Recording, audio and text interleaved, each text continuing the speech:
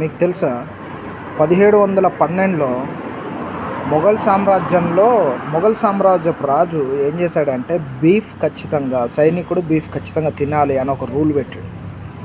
అప్పుడు మొట్టమొదటిసారి సైనికుల తిరుగుబాటు జరిగింది.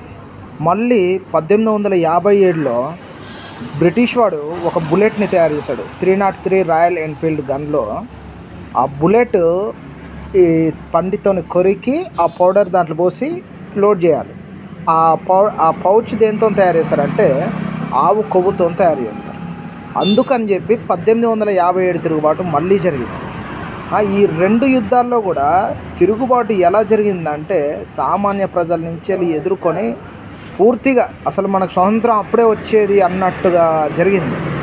కానీ ఇప్పుడు అదే తిరుపతి లడ్డీలో బీఫ్ ఆయిల్ కలిపితే కనీసం పోరాటం కాదు కదా, ధర్నా చేసే వాళ్ళు కూడా కర్రైపోయారు. ఇంత చేవ చచ్చిపోయి బతుకుతున్నామా మనం? ఆ రక్తమైన మనలో ప్రవహిస్తుంది.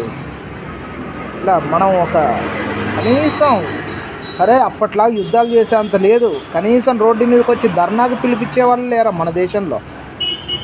బాలాజీ దగ్గరికి ఎక్కడెక్కడి నుంచో వచ్చి లడ్డూలు తీసుకుపోయారే, గుండు కొట్టించుకుంటున్నారు, ఇన్ని చేస్తున్నారు కదా. ఇప్పుడు ఏంది మీ పవిత్రత? ఏదైంది?